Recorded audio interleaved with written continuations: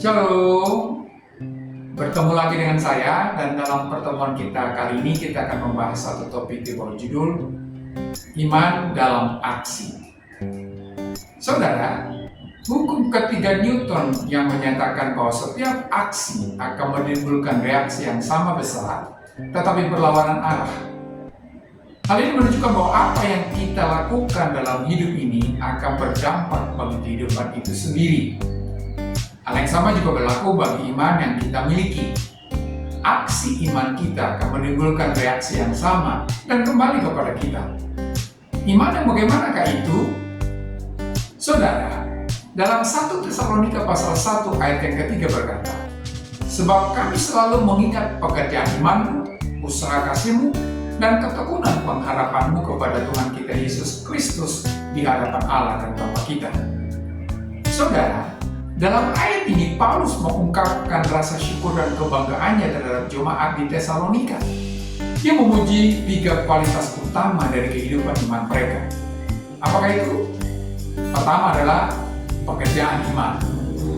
Saudara, iman yang dimiliki oleh jemaat di Tesalonika tidak hanya bersifat teoritis, tetapi diwujudkan dalam tindakan nyata. Mereka menunjukkan keyakinan mereka melalui perbuatan yang dapat dilihat dan dirasakan oleh orang lain. Sebab dalam Yakobus pasal 2 ayat 26 berkata, "Sebab seperti tubuh tanpa roh adalah mati, demikian jugalah iman tanpa perbuatan adalah mati." Jadi, iman yang hidup adalah iman yang ditindaklanjuti dengan aksi. Dan aksi dan iman akan menimbulkan reaksi yang baik dalam kehidupan kita. Hal itu yang dilihat oleh Paulus dalam kehidupan jemaat di Tesalonika. Mereka sungguh-sungguh memiliki hidup yang menjadi teladan bagi banyak orang, dan hidup mereka adalah hidup yang berdampak bagi sekitar mereka karena hasil dari pekerjaan iman mereka. Jadi, lakukanlah segala sesuatu bukan karena Anda mampu, tetapi karena iman Anda kepada Tuhan. Dan biarlah iman itu menimbulkan reaksi yang membuat hidup Anda menjadi hidup yang berdampak bagi banyak orang yang ada di sekitar hidup Anda. Yang kedua adalah usaha kasih. Saudara, kasih yang dimiliki oleh jemaat yang ada di Tesalonika mendorong mereka untuk bekerja keras. Kasih yang mereka miliki tidaklah pasif, tetapi aktif dan penuh dengan usaha untuk melayani dan memperhatikan kebutuhan orang lain. Dan aksi dari sebuah kasih akan menghasilkan sebuah reaksi yang bisa dialami baik oleh diri kita sendiri dan juga orang-orang yang ada di sekitar hidup kita. Kalau saja setiap usaha didorong oleh kasih dan bukan kepentingan, maka banyak hal yang bisa terjadi yang membuat hidup semakin lebih baik di dunia ini.